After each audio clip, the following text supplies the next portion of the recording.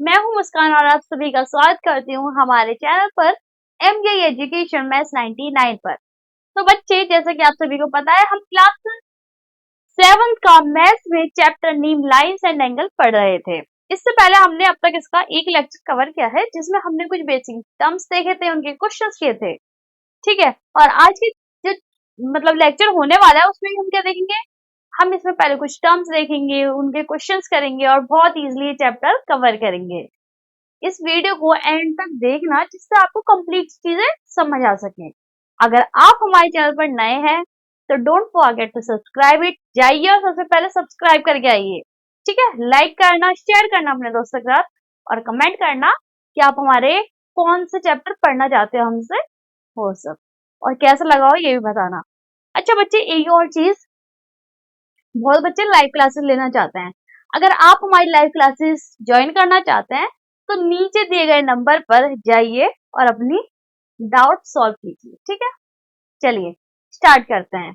आज का लेक्चर 2 रहने वाला है, तो देख, सबसे पहले हम जो टॉपिक कवर करेंगे, जो टर्म देखने वाले हैं, वो देखेंगे हम लीनियर पेयर।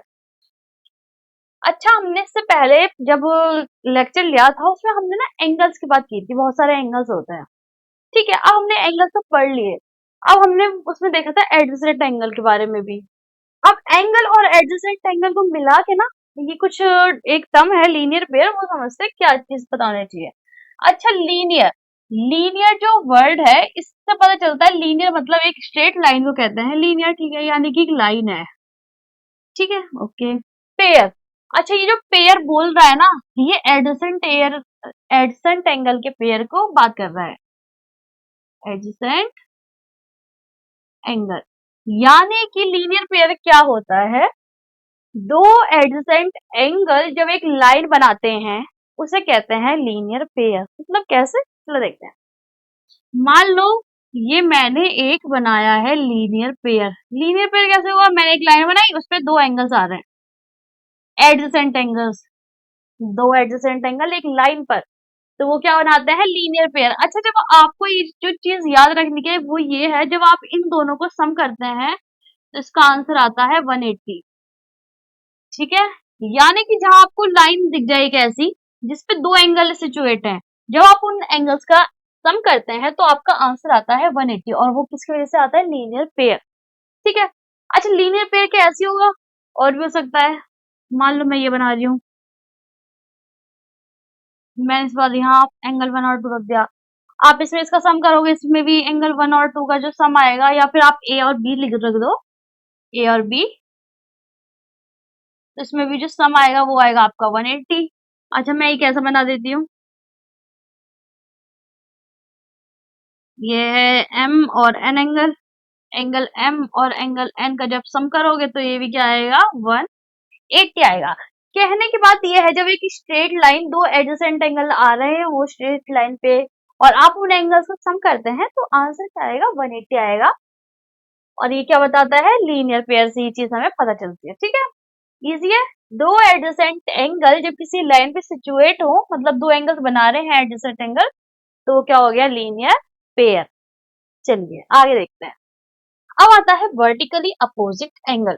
अच्छा, वर्टिकली अपोजिट एंगल हम कैसे समझेंगे, पहले हम एक एग्जांपल ले लेते हैं। मान लो मैंने ये दो लाइंस को इंटरसेक्ट कर दिया किसी पॉइंट पे, यानी कि दो लाइनें एक दूसरे को काट रही हैं इस पॉइंट पे।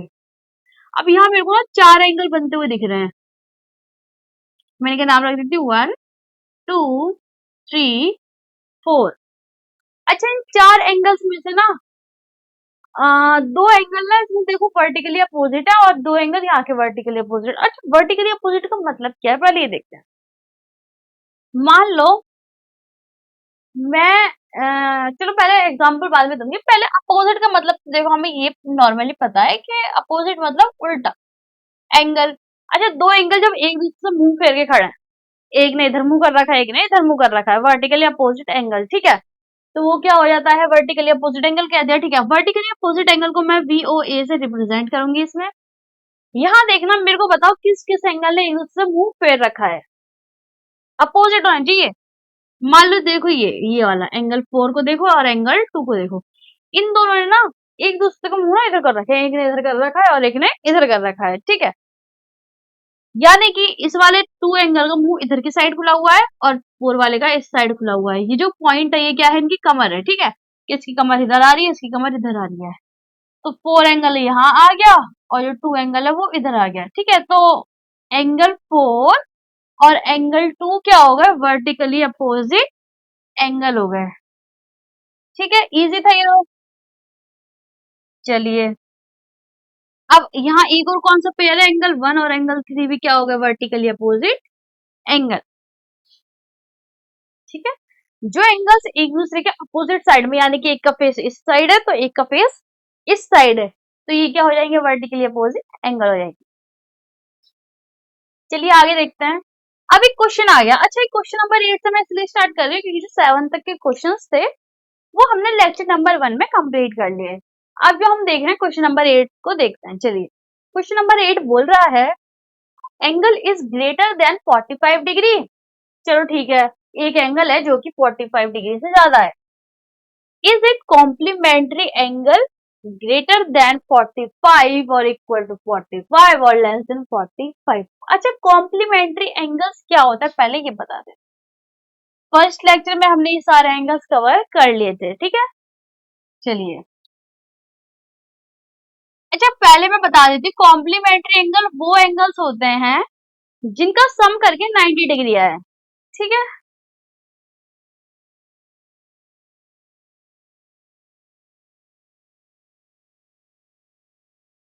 मान लेती हूँ ये एक कॉम्प्लीमेंट्री एंगल का पेयर है ना। पेयर क्या है, कॉम्प्लीमेंट्री एंगल हम कर रहे हैं, ये 1 है ये 2 है। तो अगर मैं एंगल 1 और एंगल 2 का सम करती हूँ तो मेरा 90 आना चाहिए, ये कॉम्प्लीमेंट्री एंगल बताता है, ठीक है। अब इसमें ना एक एंगल उन्होंने दे रखा है, उन्होंने कहा है कि एक एंगल है जो कि ग्रेटर है 45 डिग्री से ज्यादा है। तो मैं मान लेती हूँ कोई ना एंगल है जो कि 45 डिग्री से ज्यादा है, तो मतलब 45 तो नहीं होगा, इसके आगे कुछ भी हो सकता है ना। तो 45 से ग्रेटर होना चाहिए एक एंगल को, ठीक है। तो मैं लेट कर लेती हूँ, let angle 1 is the number which is greater than 45 degree. Angle 1 is the angle which is greater than 45 degree.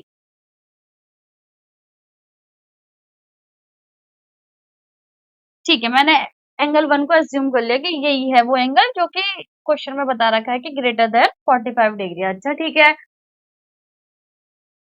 अब वो बोला है इसका जो कॉम्प्लीमेंट्री एंगल है, इसके साथ जो एंगल है जो कि सम करने के बाद 90 बना रहा है, उसे कैसा होना चाहिए, उसे 45 डिग्री से ज्यादा होना चाहिए, 45 के बराबर होना चाहिए और 45 से कम होना चाहिए। उन्हें 3 ऑप्शन दे दिए कि भाई एक एंगल है 45 से ज्यादा है, तो बताइए जो दूसरा एंगल होगा उसे क्या होना चाहिए सो दैट कि वो उसका कॉम्प्लीमेंट्री हो, यानी कि एंगल 1 45 से ज्यादा है, मुझे पता चल गया, ठीक है। और एक सिचुएशन मुझे ये भी पता चल गई जिसमें एंगल 2 की वैल्यू बोलूंगी, उसका अगर मैं सम करूंगी तो 90 आना चाहिए। अच्छा, मुझे दो वैल्यू पता है, अब इसे 90 बनाना है, ठीक है। एक एंगल 45 से ज्यादा, दूसरा क्या होगा। अच्छा, मैं मान लेती हूँ कि 90 बनाने के लिए मुझे दो एंगल चाहिए। यहाँ देखो, उसमें से अगर मैं एक को मान लेती हूँ कि 45 ही है, मान लो, मैं ये नहीं मान रही ग्रेटर देन 45 होता तो मुझे 90 बनाने के लिए दूसरा एंगल कितना चाहिए होता, 45 ही चाहिए होता। अगर मैं इसकी वैल्यू इससे ज्यादा करती तो उसकी वैल्यू कम होती, ठीक है। यानी कि अगर मैं एक एंगल की वैल्यू इंक्रीज करती हूँ तो इसको डिक्रीज होना पड़ता 90 लाने के लिए, क्योंकि ये तो हमें कांस्टेंट है, कॉम्प्लीमेंट्री ही चाहिए है ना। तो ये चीज समझिए आप यहाँ। अब क्या करना है, मुझे एक वैल्यू ने दे रखी है जो कि मैंने यहाँ लिखी है कि हमने एंगल 1 को अज्यूम कर लिया कि ये वही एंगल है जो कि क्वेश्चन में बोल रहा है कि 45 डिग्री से ज्यादा है। अगर मैंने इस एंगल को ज्यादा कर रही हूं तो ये क्या होना चाहिए, फिर कम होना चाहिए। तो इसमें जो तीन ऑप्शन दिया है इनमें से क्या होना चाहिए, लेस देन 45। Therefore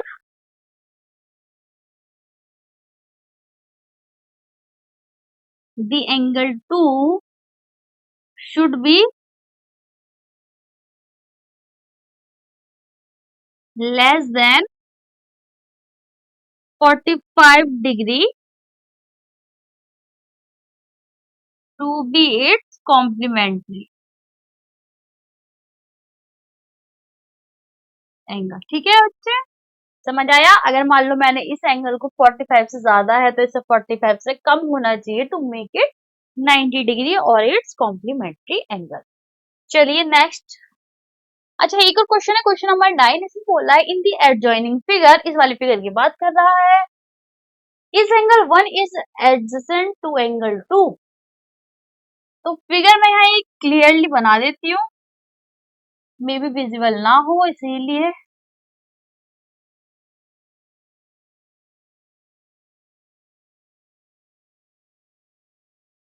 अब यहाँ है एंगल नंबर 1, 2, 3, 4 एंड 5। यहाँ पॉइंट्स के नाम दे रखे हैं ए, बी, सी, सॉरी यहाँ ये बी नहीं है, ए, बी, सी, डी एंड ई, और ये बीच में जो सेंटर ये है ओ पॉइंट। चलिए मैंने आपको क्लियरली डायग्राम बना दिया, मे भी आपको इस फोटो में विजिबल ना हो इसलिए। इसमें पूछ रहा है कि एंगल ए, फर्स्ट जो पार्ट है वो बोल रहा है angle 1 is adjacent to angle 2। Adjacent angle हमने लास्ट क्लास में पढ़ा था। एडजेसेंट एंगल वो एंगल्स होते हैं जो एक दूसरे के साथ में चिपके हुए लगे होते हैं, यानी कि अड़ोसी पड़ोसी, जिसका अड़ोसी है इसका पड़ोसी, है ना, बगल बगल में। जैसे ये वाला हाथ, देखो इस हाथ की एडजेसेंट उंगली ऐसे, ये अंगूठा है, ठीक है, इसके एडजेसेंट, इसके मतलब बराबर में कौन सी है, ये वाली है, यानी कि ये एक दूसरे के एडजेसेंट है। ये वाली उंगली और ये वाली एक दूसरे के एडजेसेंट है, ये वाली इससे है, ये वाली इससे है ना। अब मैं बोल लू ये और ये वाली उंगली ये एडजेसेंट है, नहीं है, यानी कि एडजेसेंट मतलब बराबर वाले, आसपास, अड़ोसी पड़ोसी, है ना। चलिए, तो इसने पूछा कि एंगल 1 यानी कि ये वाला, एंगल 2 यानी कि ये वाला, ये दोनों एक दूसरे के एडजेसेंट है, तो बिल्कुल है। तो इसका आंसर क्या है, yes they both are adjacent to each other. तो मैं बस यस लिख देती हूँ, बाकी आप लिख लेना, ठीक है, यहाँ जगह ज्यादा नहीं है।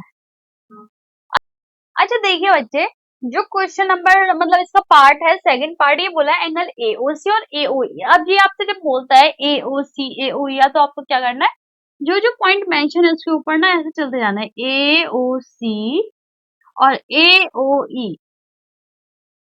क्या बोल रहा है, एडजेसेंट है एक दूसरे के। तो यहाँ देखना, ये जो एंगल बना रहा है ये एंगल एओसी और एंगल एओई, ये क्या है, एडजेसेंट एंगल नहीं है। क्यों नहीं है, क्योंकि देखो ये ना कॉमन आ रहा है। एडजेसेंट कब होते हैं, मान लो ये वाला एंगल है और ये वाला एंगल की बात कर रहे हैं, तो अगर इसकी और इसकी बात करता तो ये तो एक दूसरे के एडजेसेंट है, पर ये बात कर रहा है इसकी, और स्टार्टिंग से ही इसकी, तो ये एडजेसेंट नहीं है, means no, they both are not adjacent. तो ये हो गया नो। अच्छा थर्ड पार्ट देखते हैं, चलो जल्दी करते हैं।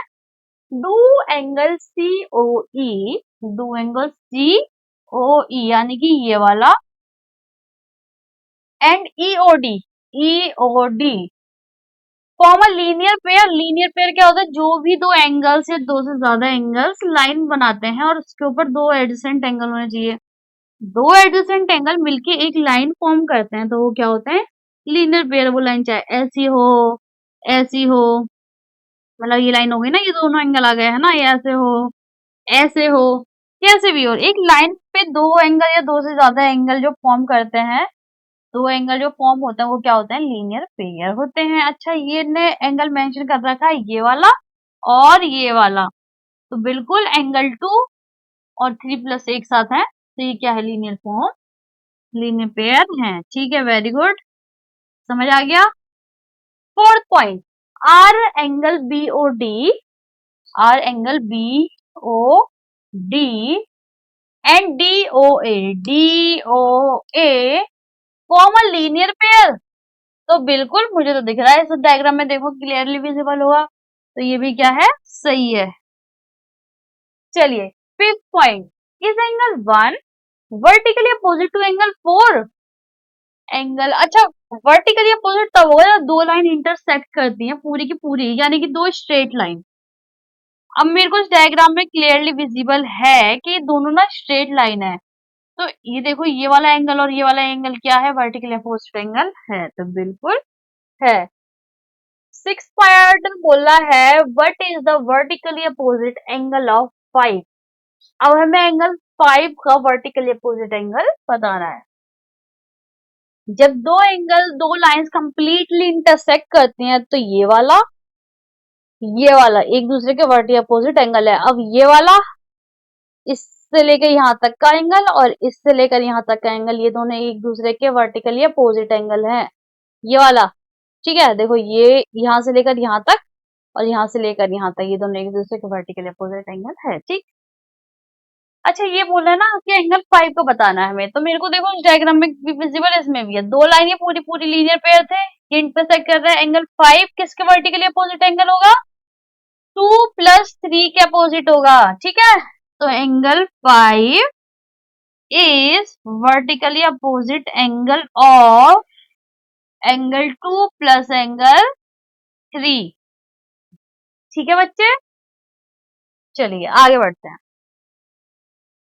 आगे ये बोल रहा है क्वेश्चन नंबर 10 में, indicate which pair of angle are vertically opposite angle और लीनियर पेयर।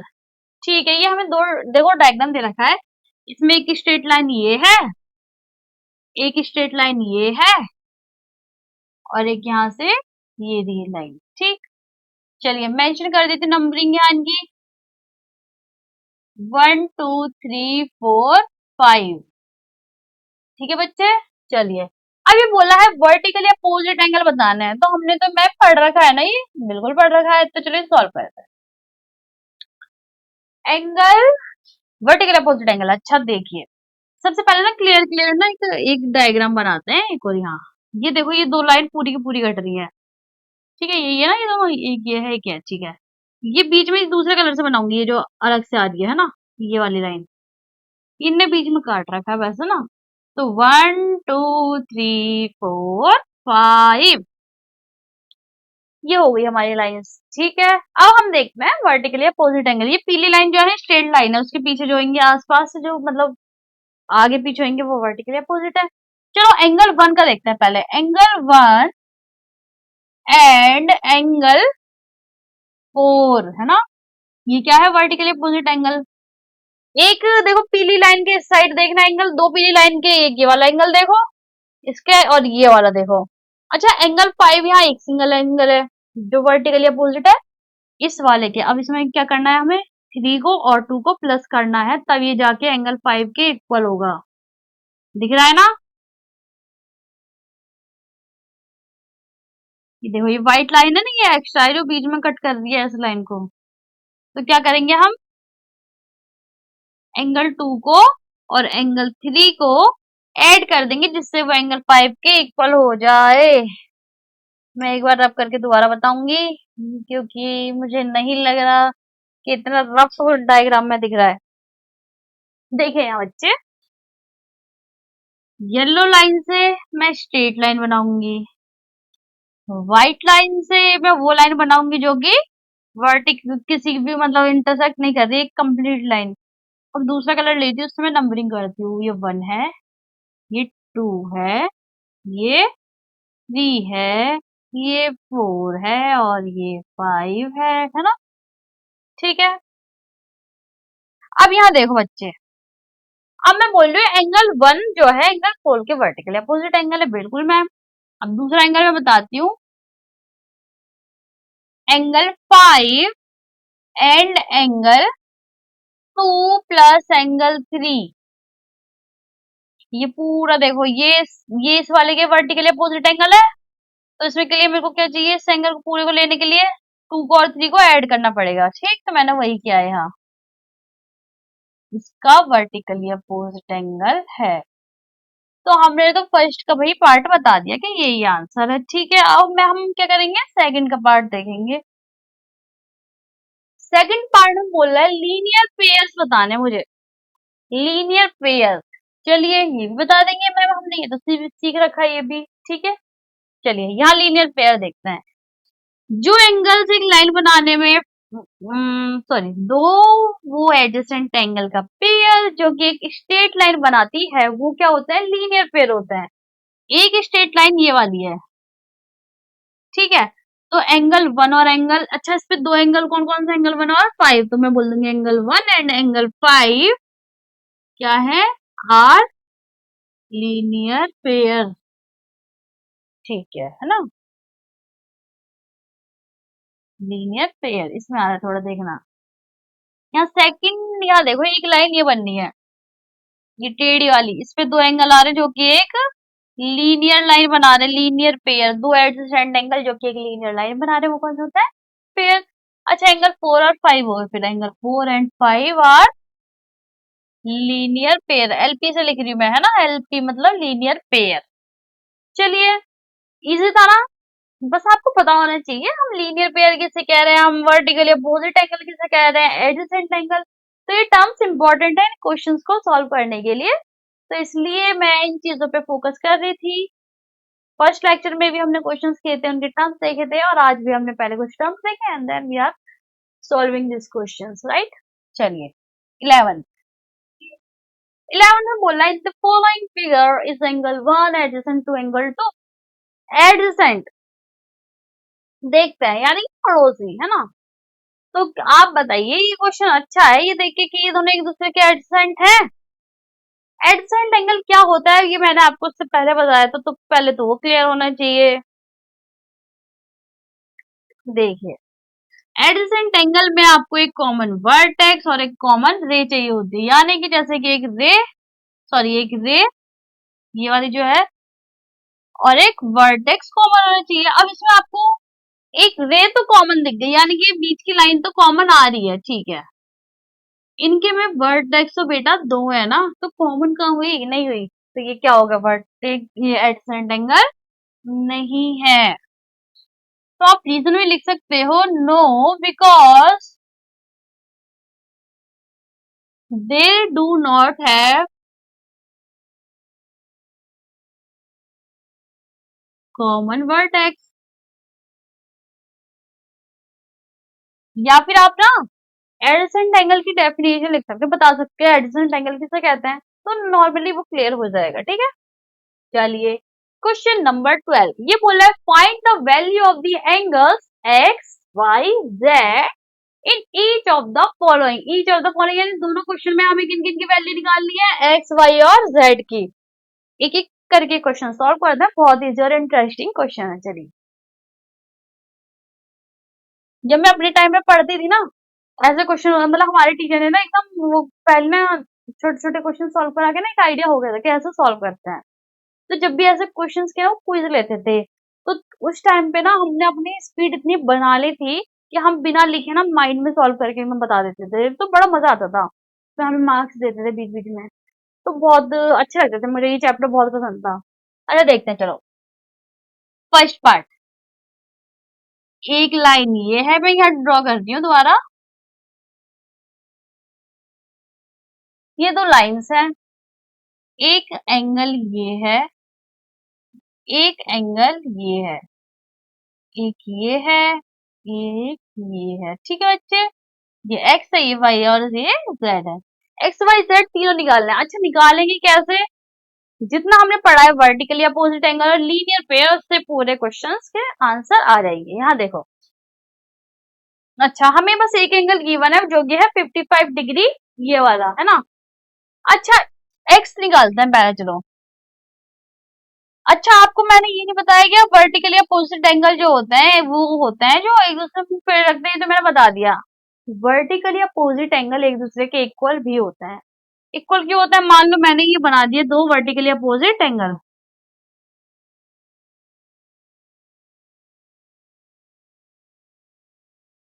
देखो मैंने मान लो ये दो वर्टिकली अपोजिट एंगल बनाया, एक यहाँ है एक यहाँ है। अच्छा एक बात बताना, इसने इस तरफ मुंह मोड़ रखा है, इसने इस तरफ मुंह मोड़ रखा है, राइट। अब मान लो मैं बोल रही हूँ इसका मुंह इतना खुला हुआ है इस तरफ से, तो इसका मुंह भी इस तरफ से इतना खुला हुआ है, तो यही तो होता है इनका एंगल, तो ये दोनों एंगल क्या होते हैं, बराबर होते हैं, ठीक है बच्चे। बस आपको ये चीज याद रखनी है कि वर्टिकली अपोजिट एंगल्स जो होते हैं वो इक्वल होते हैं, मैं यहाँ भी लिख देती हूँ। इस जगह पे vertically opposite angles are equal. ठीक है, ये एंगल्स क्या होते हैं, एक दूसरे के इक्वल होते हैं। जैसे कि हमने इन क्वेश्चंस में क्या था ना कि एंगल क्या, ये वाला नहीं था, ये वाला था। तो इसमें जो वर्टिकली अपोजिट एंगल के बारे में बता रहे थे, ये वर्टिकली अपोजिट एंगल है इसका, तो हमने देखा था है, तो अगर वो इक्वल है तो क्या है, वो वर्टिकली अपोजिट एंगल एक दूसरे के इक्वल में है। अगर यानी कि एक 100 का है तो दूसरा एंगल भी फिर 100 का होगा। एक एग्जांपल दे रही हूँ बस। तो यहाँ देखिए, हम कौन से क्वेश्चन पे आ गए, इस पे आ गए। अच्छा, एंगल ये वाला हमें 55 दे रखा है, यानी कि वर्टिकली अपोजिट एंगल की वजह से angle X will be equal to 55 degree. हमें ये पता चल गया है ना। वर्टिकली अपोजिट एंगल की वजह से एंगल 5 जो है हम कह सकते हैं कि 55 डिग्री हो जाएगा। ठीक है मैम। अब मैम y और z कैसे निकालेंगे, चलिए यहाँ देखिए, हमने लीनियर पेयर में पढ़ा था। लीनियर पेयर की वजह से हमें पता है कि जब एक स्ट्रेट लाइन बन रही होती है दो एडजस्ट एंगल की वजह से उनका सम 180 होता है। उसमें से एक एंगल तो पता है ना, ये वाली लाइन देखना बच्चे, ये वाली लाइन, इस पे दो एंगल आ रहे हैं ना, ये x और z। तो यहाँ देखिए, मैं बोल सकती हूँ लीनियर पेयर के उससे angle x plus angle z is equal to 180। आप यहाँ भी लिख सकते हैं लीनियर पेयर की वजह से चाहे, है ना, और यहाँ वर्टिकल अपोजिट। अगर ये नहीं लिखते तो यहाँ लिखना, वरना आप यहाँ लिख रहे हो तो ठीक है। अच्छा ये देखो, मैंने यहाँ लिख रही हूँ, आप कोई सा भी ले सकते हो, आपको जो ठीक लगे। एंगल x मैंने वैल्यू निकाल ली, 55 आ गया, ठीक है। z मुझे पता नहीं है, निकालना है। 180 मुझे पता है। इक्वेशन सॉल्व करनी, 55 जो इज इक्वल टू साइन के साइड जाएगा तो क्या हो जाएगा, माइनस हो जाएगा। तो 180 माइनस 55, तो ये क्या हो जाएगा, 125 डिग्री। इजी है ना। तो मुझे किसकी वैल्यू मिल गई, x की भी मिल गई और z की भी मिल गई। अच्छा एक चीज और, इस साइड देखो बच्चे, अब मेरे को इसकी वैल्यू पता चल गई, इसकी भी पता चल गई। अब मुझे y की निकालनी है। y की चाहे आप वर्टिकली अपोजिट से निकालो या फिर लीनियर पेयर से प्रॉपर्टी लगा दो कहीं भी। अच्छा दोनों से आंसर वैसे इजी है, वर्टिकली से ज्यादा इजी होता है क्योंकि इक्वल होता है। तो मैं लगाऊंगी वर्टिकली अपोजिट एंगल वाली प्रॉपर्टी, उसकी वजह से angle z is equal to angle y होगा। z की वैल्यू आई है 125 डिग्री, तो एंगल y की वैल्यू मुझे क्या मिल गई, 125 डिग्री। ठीक है, तो ये है आपका कंप्लीट सॉल्यूशन। क्वेश्चन नंबर 2 बच्चे आपके लिए होमवर्क रहेगा। मैंने एक क्वेश्चन करा दिया, ये आपका होमवर्क है। चलिए क्वेश्चन नंबर 13 पे आते हैं। इसमें बोल रहा है फिल इन द ब्लैंक्स है ये, और फर्स्ट पार्ट बोल रहा है if two angles are complementary then the sum of their measure, हमें पता है 90 डिग्री होना चाहिए। जो एंगल कॉम्प्लीमेंट्री होना ये होते हैं उनके जो सम होता है वो क्या होता है, 90 डिग्री। ठीक है, चलिए सेकंड पार्ट, ये बोल रहा है if two angles are supplementary then the sum of their measure is 180। Third, two angles forming a linear pair are, बताइए वो दो एंगल जो कि लीनियर पेयर बनाते हैं वो क्या होते हैं, सप्लीमेंट्री एंगल्स। सप्लीमेंट्री भी तो कहते हैं वो दो एंगल जो कि एक लीनियर पेयर बनाते हैं, लीनियर पेयर बनाते हैं, वो उन्हें हम सप्लीमेंट्री भी कह सकते हैं, एडजेसेंट भी कह सकते हैं। अगर एंगल की बात करें कि दोनों एंगल क्या होते हैं, एक दूसरे के एडजेसेंट होते हैं, तो मैं लिख देती हूँ एडजेसेंट एंगल्स, है ना। या फिर क्या कह सकती हूँ, सप्लीमेंट्री एंगल। सप्लीमेंट्री भी क्या होता है, उनका सम 180 होता है। ठीक है, कुछ भी लिख सकते हो आप। चलिए फोर्थ बोला है two adjacent angle are supplementary then they form a linear,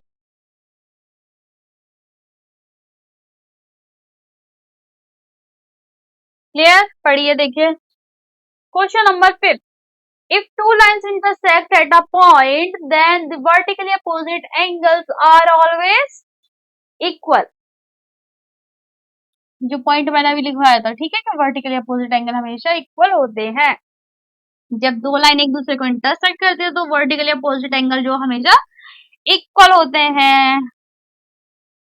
ठीक है, चलिए क्वेश्चन नंबर 6 में बात कर रहा है, if two lines intersect at a point and one pair of vertically opposite angles are acute angle, यानी कि एंगल क्या है, एक्यूट एंगल है, then the other vertically opposite angle, इस वाले की बोल रहा है क्या होंगे, ऑब्ट्यूज होंगे। ऑब्वियस सी बात है, क्योंकि फाइनल पोजीशन जो की होती है लीनियर पेयर की 180 फिक्स है, तो इसको एंगल जो बना रहे हैं, अगर ये वाला एक्यूट हो गया यानी कि 90 से कम हो गया, तो ये वाला क्या हो जाएगा, ज्यादा हो जाएगा। ठीक है, टू मेक इट फिक्स, तो क्या लिखूंगी, ऑब्ट्यूज। ये चीज समझने के लिए आपको फर्स्ट लेक्चर देखना पड़ेगा बच्चे, वरना आपको वर्ड समझ नहीं आ सकते। मे भी हो सकता है अगर आपने पहले पढ़ा हुआ है तो अच्छी बात है, आपको समझ आएगा।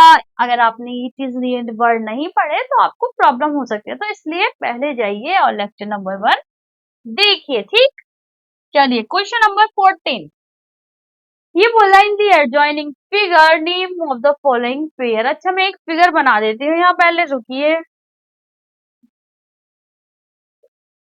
यहाँ देखना बच्चे,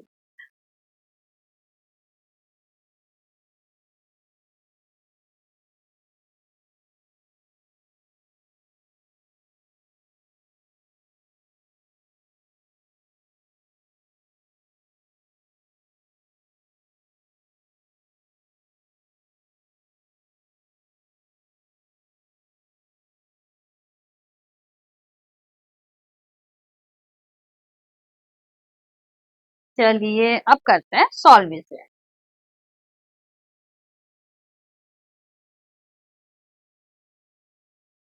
यहाँ देखिए बच्चे, ये बोला in the adjoining figure name the following pair of angles. अच्छा, पेयर ऑफ एंगल क्या हमें नाम बताना है, ओके।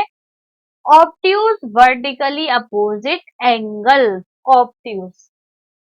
अच्छा, वर्टिकली अपोजिट एंगल, सबसे पहले दो लाइन देखनी जो कि एक दूसरे को इंटरसेक्ट करें। एक लाइन ऐसे है, एक लाइन ऐसे है, एक ऐसे है। ये वाली लाइन है ना, ये एक्स्ट्रा है, ये साफ साफ दिखेगा आपको। ठीक है, आपको स्ट्रेट लाइन देखनी है जो पूरी एक पॉइंट पे इंटरसेक्ट करे। अच्छा, येलो वाली लाइन को देखना, इसमें से जो कि ये है, ऑब्ट्यूज वो एंगल्स होते हैं जो 90 डिग्री से ज्यादा होते हैं और 180 से कम होते हैं। अच्छा, वर्टिकली अपोजिट की बात करनी है, एक तो ये है, मैं 1 और 2 बोल रही हूँ, एक ये है, ये तो ज्यादा एंगल लग रहा है ना मुझे, मैं 3 और 4 बोल रही हूँ, तो ये क्या हो गया, ऑब्ट्यूज एंगल की कैटेगरी में आ गया। अच्छा, वर्टिकली अपोजिट भी है, जी हाँ, तो मैं बोल देती हूँ एंगल, मेरे को यहाँ ना ये नाम नहीं रखूंगी, मैं ये वाले रखूंगी जो इनमें मेंशन है, जैसे ए ओ डी है ना, ये वाले।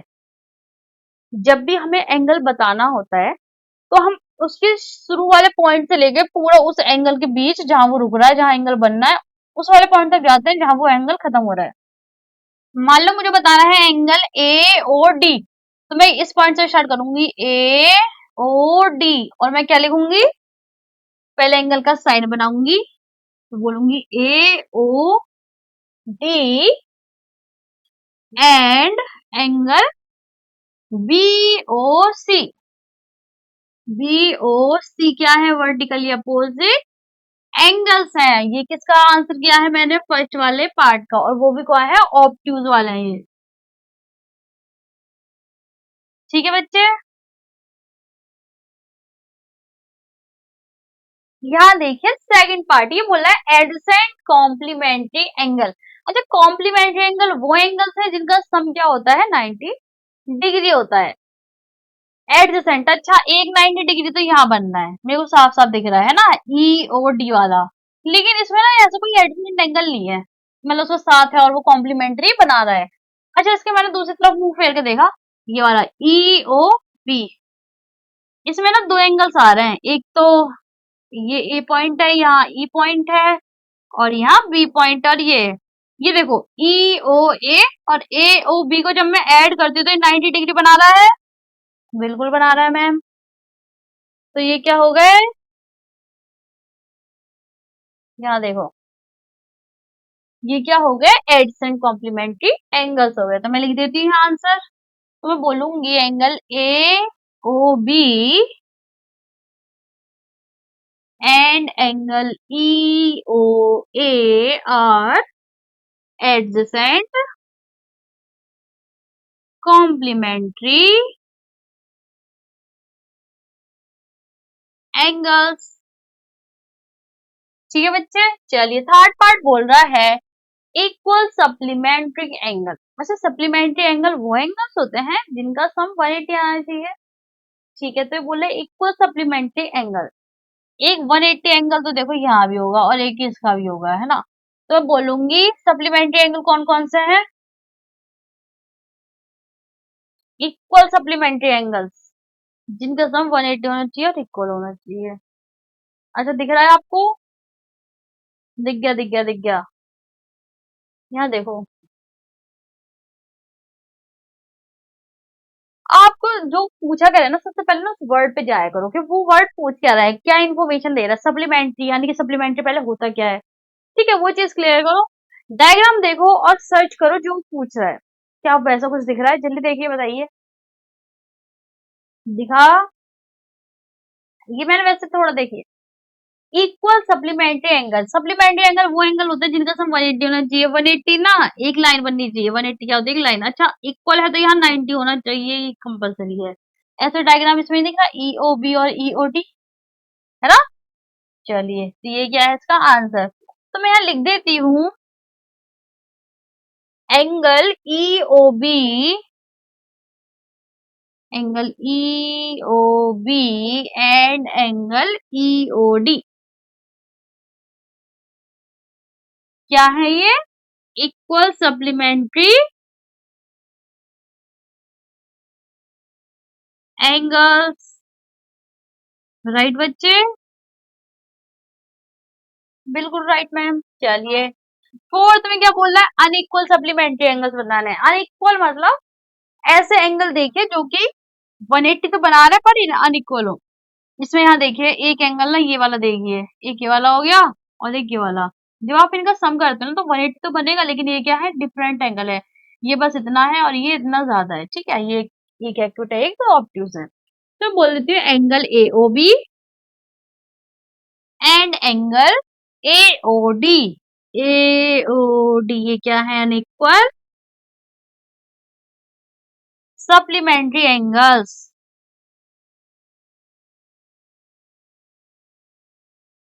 ठीक है, चलिए फिफ्थ पार्ट में बोल रहा है ये adjacent angles that do not form a linear pair. वो दो एडजेसेंट एंगल जो कि लीनियर पेयर फॉर्म नहीं कर रहे। तो चलिए देख लेते हैं, है ना। अच्छा यहाँ देखो, ई ओ ए, ठीक है, दो adjacent angle that do not, अच्छा लीनियर पेयर मतलब स्ट्रेट लाइन। आप देख, एक ये भी बोल सकते हो ये दोनों एंगल्स भी क्या है? लीनियर पेयर फॉर्म नहीं कर रहे, और ये दोनों एंगल्स भी लीनियर फॉर्म नहीं कर रहे। तो आप कुछ भी बता सकते हो जो आपको सही लगे। ठीक है, तो मैं बोल देती हूँ ये वाला angle A O E and angle E O D. E O D क्या बताना था हमें? Are those adjacent angle that do not form a linear pair। are those adjacent angles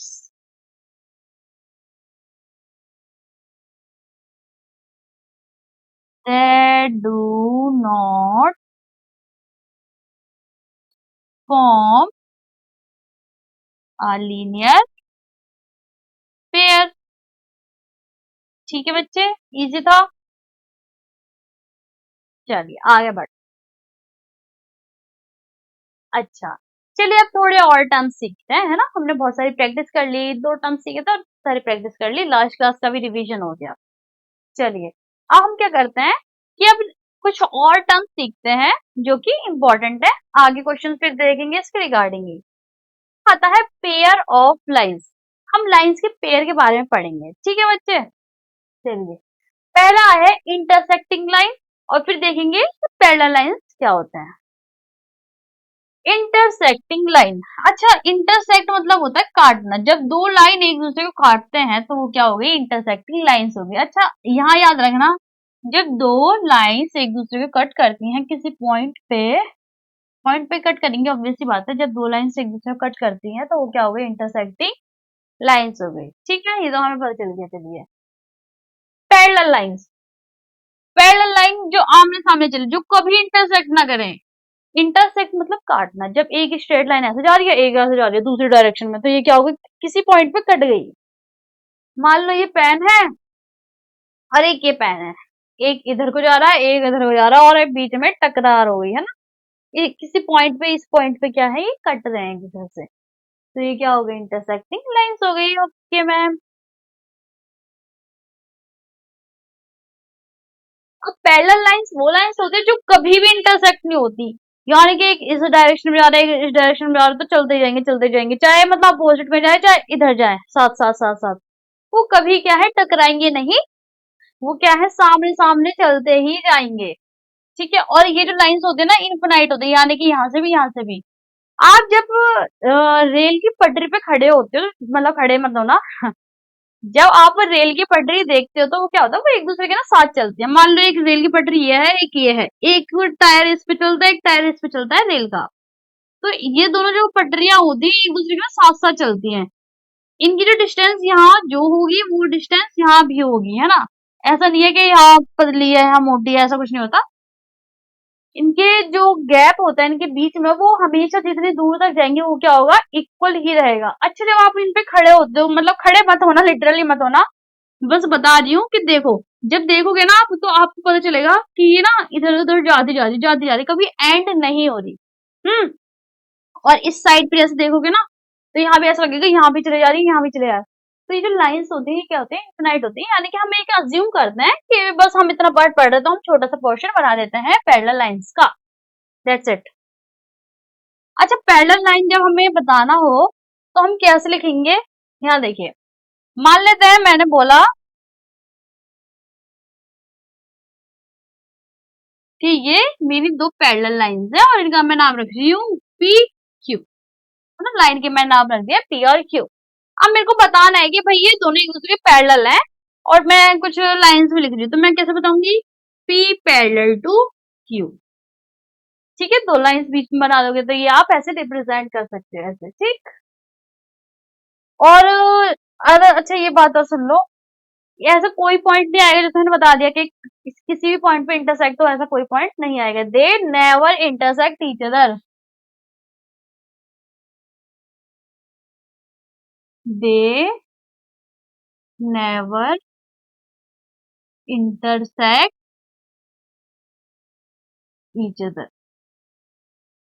ठीक है बच्चे, चलिए अब आते हैं ट्रांसवर्सल लाइन। अब मैम ये क्या आ गया, हमने इंटरसेक्ट सीख लिया कि इंटरसेक्ट लाइन कौन सी होती है, पैरेलल लाइन कौन सी हो गई, आपने नया वर्ड लिया है ट्रांसवर्सल लाइन। इतनी सारी लाइन पढ़नी है क्या, अभी बस देख लो। आपको ये चीज है ना, ये बहुत बेसिक चीज है, ये पता होना इसलिए इम्पोर्टेंट है। अगर ये आपको पता रहेगा ना, ये आपके मतलब माइंड के बैक में चलना चाहिए, सब चीजें, ये जो वर्ड्स हैं, ये जो सारी चीजें, ये आपको माइंड में बैक में बेसिक में काम आता है। जो मेन क्वेश्चन करने वाला है, मेन इस पे नहीं करेंगे, इसके एप्लीकेशन पे करेंगे। ठीक है, तो चलिए, ट्रांसवर्सल लाइन वो लाइन होती है जो कि किसी लाइन को काटती है। मान लो मैंने ये पैरेलल लाइन बना दी है, ये एक लाइन ने इन दोनों लाइन को किसी किसी पॉइंट पे काट दिया।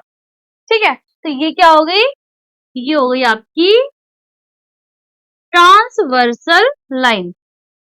चलो साफ साफ छोटा छोटा बनाती हूँ, जो अच्छा भी लगे दिखने में, है ना। मान लो मैंने ये बनाई है दो पैरेलल लाइन, एक थर्ड लाइन आई है जिनने साइड से ने दोनों लाइन को काट दिया, तो ये हो गई आपकी ट्रांसवर्सल लाइन। अच्छा मैम, ये जरूरी है क्या पैरेलल लाइंस को ही काटेगी, तो नहीं, ऐसा जरूरी नहीं है। ट्रांसवर्सल लाइन एक्चुअली वो लाइन होती है जो कई सारी लाइंस को, मतलब एक ही लाइन कई सारी लाइंस को काटती चली जाती है। मान लो मैं बना रही हूँ, तीन लाइन बना रही हूँ मैं, ये एक ये रही, ये क्या है, नॉन पैरेलल लाइंस है, एक ये रही। अब कोई थर्ड लाइन आई और तीनों को ही काट दिया हमने, तो ये क्या होगा, इसमें इस केस में ये वाली है एक ट्रांसवर्सल लाइन।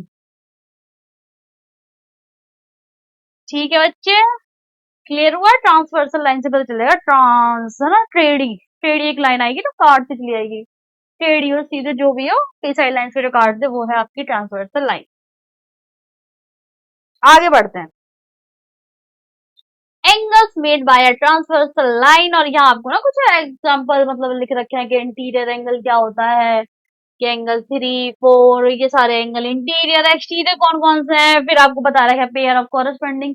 ये क्या करेंगे हम ना, इन्हें ना आराम आराम से देखेंगे, ठीक है, मतलब एक एक करके देखेंगे, इसमें तो घिच पिच हो गया ना, थोड़ा समझ नहीं आएगा, एक एक करके देखेंगे। कॉरेस्पॉन्डिंग एंगल्स, अल्टरनेटिव, कोई इंटीरियर। चलिए पहले कुछ जो है वो मैं अपनी तरफ से बता देती हूँ आपको। यहाँ देखिए, अब मैं क्या करूंगी ना, एक ना डायग्राम बनाती हूँ वो पैरेलल लाइंस का, और उस पे एक लाइन आ रही होगी जो ट्रांसवर्स कर रही होगी दोनों लाइंस पर, ठीक है, ट्रांसवर्सल लाइन बनाऊंगी। तो यहाँ देखना बच्चे, ये दो पैरेलल लाइंस हैं, इसे थर्ड लाइन आई और इनसे काट दिया। अब यहाँ देखना, दो पॉइंट पे ये कटी हुई है लाइंस, है ना, मतलब दो पैरेलल लाइंस है जो कि कटी हुई है डिफरेंट पॉइंट्स पे। ये वाली लाइन इस पॉइंट पे इंटरसेक्ट हो रही है, ये वाली इस पॉइंट पे। यहाँ देखना चार एंगल बनने हैं, 1, 2, 3 और 4। यहाँ भी चार बनने हैं, यहाँ देखिए 5, 6, 7 और 8, है ना, मैंने नाम रख दिए इनके। अच्छा यार देखना, आ यार देखिए देखिए देखिए, ये मैंने बनाया है, इतना जो पार्ट है जो अंदर आ रहा है इन लाइंस के, ये होता है इंटीरियर पार्ट। ये क्या हो गया आपका इंटीरियर। अब ये इस लाइन के बाहर जो आ रहा है ना, ये वाला पार्ट जो बाहर आ रहा है, ये कौन सा होता है, एक्सटीरियर पार्ट, है ना। एक्सटीरियर मतलब होता है बाहर, और इंटीरियर मतलब अंदर, ये हो गया एक्सटीरियर पार्ट। अच्छा, जो जो एंगल्स इस बाहर वाले पार्ट में आएंगे, चाहे ऊपर की तरफ हो या नीचे की तरफ, तो ये हो जाएंगे एक्सटीरियर, यानी कि ये एंगल्स कौन से पार्ट के होंगे, एक्सटीरियर पार्ट के होंगे। जो एंगल्स इतने एरिया के अंदर आएंगे, ये कौन से पार्ट के होंगे, इंटीरियर के, है ना। इतना तो आपको थोड़ा बहुत आइडिया लग गया। चलिए इसे मैं रब कर देती हूँ, आप साइड में चाहे बना लेना, या फिर यहाँ देखिए मैं यहाँ बता देती हूँ। यहाँ देखो, अब मेरे को बताना एंगल 1, एंगल 2, एंगल 8 और एंगल 7। पहले उन एंगल्स को इस डायग्राम में ढूंढो कहाँ कहाँ है। ये वाला एंगल 1, एंगल 2, एंगल 8 और एंगल 7। ये जो चार एंगल मैंने लिखे हैं, ये कौन से पार्ट में आ रहे हैं, बाहर बारे में। तो ये कौन से टाइप के एंगल्स हो गए, एक्सटीरियर एंगल्स।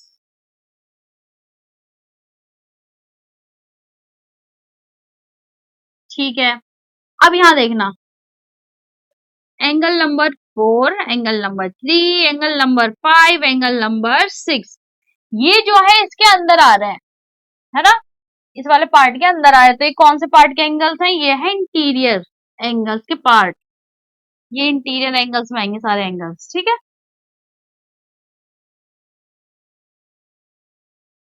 तो इतना मैंने थोड़ा सा बेसिक आइडिया आपको दे दिया एक्सटीरियर और इंटीरियर एंगल का। फिलहाल क्लास बच्चे हम इतना रखते हैं, ठीक है।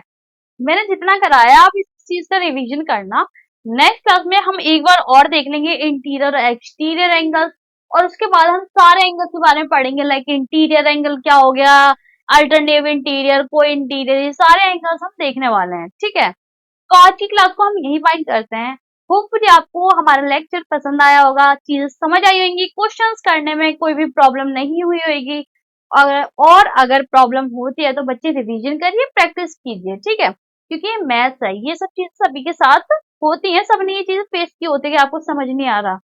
पर चीजें अच्छी तब होती हैं या चीजें तब समझ आती हैं जब आप उसे ज्यादा प्रैक्टिस करते हो, क्योंकि मैथ्स जो है ना प्रैक्टिस का ही सब्जेक्ट है। जितनी ज्यादा आप प्रैक्टिस करोगे उतनी ज्यादा अच्छी आपको मैथ्स लगने वाली है। तो बाकी इतना ही बोलूंगी। और अगर आपको हमारे चैनल पे ये वीडियोस वगैरह अच्छी लगे हैं तो बच्चे जरूर सब्सक्राइब कीजिए हमारे चैनल को, अपने दोस्तों के साथ शेयर कीजिए, लाइक कीजिए, कमेंट कीजिए, ठीक है। और अगर आप हमारी लाइव क्लासेस से जुड़ना चाहते हैं तो नीचे दिए गए नंबर पे कांटेक्ट कीजिए। Till then keep learning, keep smiling. Thank you.